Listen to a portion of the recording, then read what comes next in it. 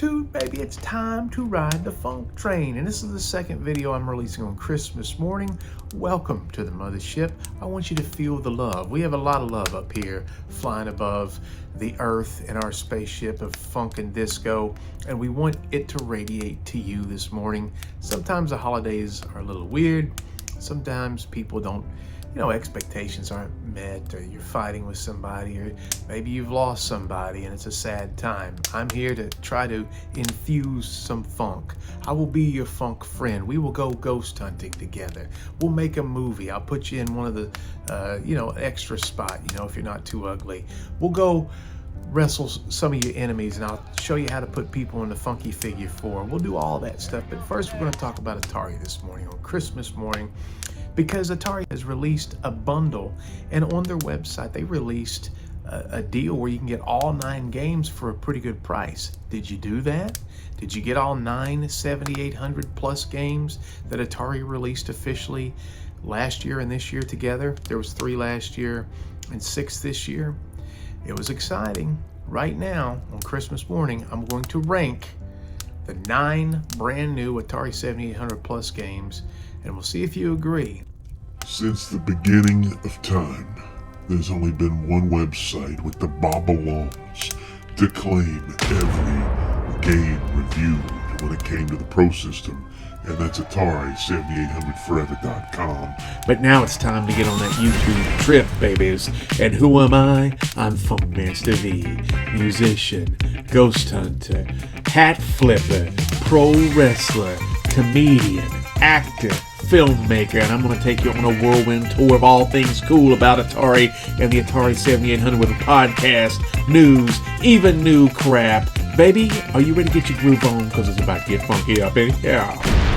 So, young Atarian, it's Christmas morning 2024, and you have a whole bunch of brand new, official Atari released Atari 7800 games. What are you going to do? What are you going to tear into first? Well, we are going to rank these games from 1 to 9, and we'll rank these bad boys, and we'll see what's happening. First, at number 9, this one scored a 2.5 on my website, and that typically means that's pretty weak.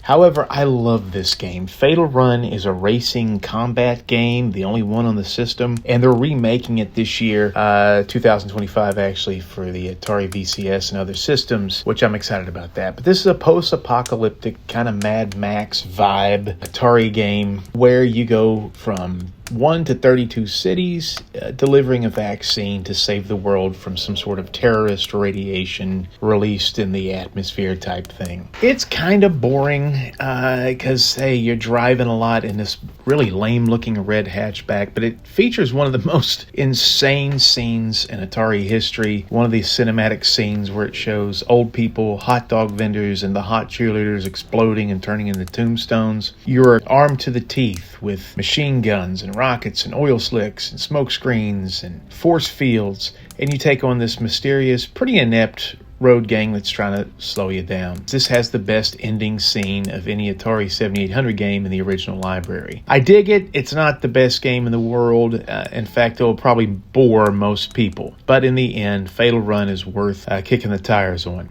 Number 8 is Space Duel. Space Duel is a port. Again, Bob DeCrescenzo programmed this, and you'll hear his name quite a bit. We used to call him Pac-Man Plus, but he outgrew that. But this is a port of an arcade game by the same name. This is the third in the Asteroids series, and people love this game. In fact, the video game critic on his website gave this an A, and I don't know. It doesn't strike me as Bob's best work. We also know that the video game critic up there in Baltimore, Maryland, has been stealing hubcaps to pay for his Intellivision games, so he may be, he may not be doing too well. This is essentially Asteroids Deluxe. Instead of space rocks, we're shooting like disco particles and stuff like that. It's fine. The thing that sucks about it is it's lacking the tethering between the two players. In the original arcade port, you could tether your ships, or you had to tether your ships together, so you had to fly around and fight the enemies in tandem. Now, nobody in the world, no space program in the world, no NASA, no Russian cosmonauts would ever tether their ships together. It was ridiculous, but it was fun. But unfortunately, in the 7800 port, it's not there. Bounty Bob Strikes Back. I just reviewed this today on Christmas morning, and this is an ugly, frickin' ugly platformer. And dude, I'm telling you, there's not a worse looking game for the system than this. But if you get past that, this strange platformer where this miner has to change the floor colors and avoid the bad guys, features 25 head-scratching puzzler-type scenarios with always a new gameplay wrinkle. It's pretty impressive. This is not an easy game, and if you get past the looks, this is a hell of a game, and it makes you scratch your head, and this rated on the website is a 3.5, which is good. Next on the list is Berserk. Now, Berserk has never been released for the Atari 7800 before on its own. It has been packaged with the game Frenzy. It's been separated, and don't get too mad because it's only $30, and the original game, which featured Frenzy and Berserk, was $60. This is the original maze shooter game. This is a port from Bob DeCrescenzo again of the arcade classic that I always felt like was like a horror movie more than a science fiction shooter. Doom is always around. You can't even touch the walls. Don't touch the walls, for the love of God. And the robots are on your ass, and then the evil Otto, once he finds you, he will pulverize you into smithereens. This features all of the awesome two-player action of the original Frenzy, and it's pretty good. It's just not as good as Frenzy. Next on the list is Asteroids Deluxe. Asteroids Deluxe is a really, really good port of the second game in the Asteroids lineage, and I enjoy the defensive mechanism of the shield over the hyperspace that was featured in Asteroids 1. Also, there's additional bad guys flying around. You know, hey, it's pretty cagey, and it's a tougher game. Hey, and you know what? Bob DeCrescenzo programmed this too. Who would have thunk? It scored a 4 out of 5 on my website, which rates very good. And my only complaint is that the graphics are a little too dark green for me. I wish he kind of spruced those up. And I, in fact, asked Bob, I said, why did you make the graphics green? To which he expertly replied, I don't remember. Next on the list is an official Atari release from back in the day, and they re-released it for some reason. I don't even know. Now that I'm thinking about it, I don't even know why they did this. But I guess it's just to get more stock out there.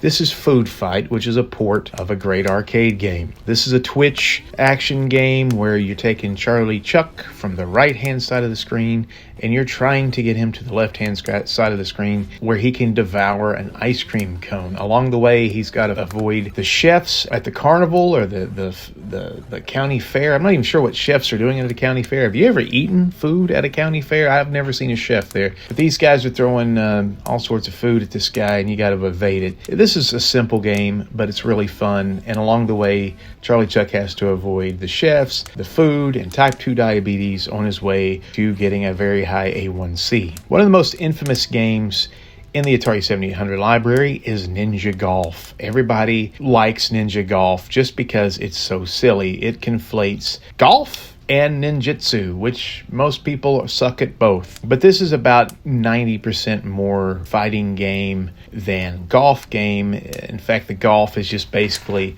there to set up where you traverse through the holes, because every type of topography that you run across presents new hazards. Whether it's the water trap, the sand trap, or the rough, you'll see things that you've never seen before. It's a lot like Kung Fu Master until you get to the Shinobi Showdown with the Dragon, which is pretty cool. It's a tough game, it's silly, it's fun, the music sucks, but still rates a 4.0 out of 5 on my website. In the penultimate position is Frenzy, which even though Berserk is no longer part of this package with this re-release, I just dawned on me doing this interview. I never played Berserk by itself. I always played Frenzy. Frenzy is the sequel to Berserk at the arcades. This is another port by Bob DeCrescenzo. Frenzy is just a better game all the way around than Berserk, except for the fact that the graphics are hideous. I don't know what they were thinking about this pink. I like the color pink, but pink walls, unless you're going for something really kitsch and chic, it just doesn't fly here. The robots look kind of dumb too. But this game is awesome because not only can you molest the walls, lay on the walls, lick the walls, hump the walls, you can shoot through the walls to create your own escape routes. I always thought that was cool. There are 4 different like little boss areas as well that you can get to, like a robot conveyor belt and a robot factory. But again, great 2-player action, just like Berserk. 2 people can play at the same time. They can go competitive against each other. But again, this is just another Really cool shooter, quasi science fiction horror game.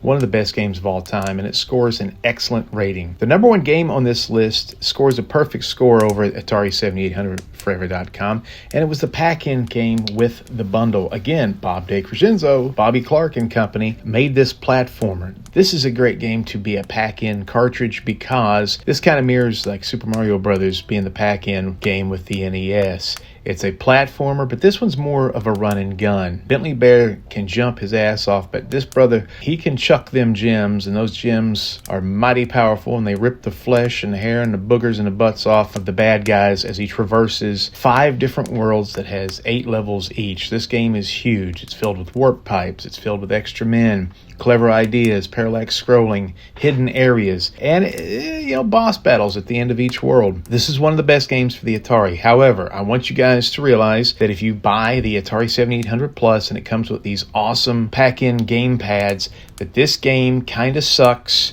with those game pads. If you have an old Atari 7800 Pro line or some sort of aftermarket Atari 7800 controller, please use that instead. I have a video that I'm going to link right here for you to click that tells you how to defeat the control issues people are experiencing with Crystal Quest. Do not think this game sucks. It's amazing. I actually prefer it more than Super Mario Brothers, and I only smoke a little bit of meth from time to time. Okay, guys, that does it for the video, the top 9 Atari 7800 Plus releases. There's not really a bad game in the bunch, even though Fatal Run scores pretty low.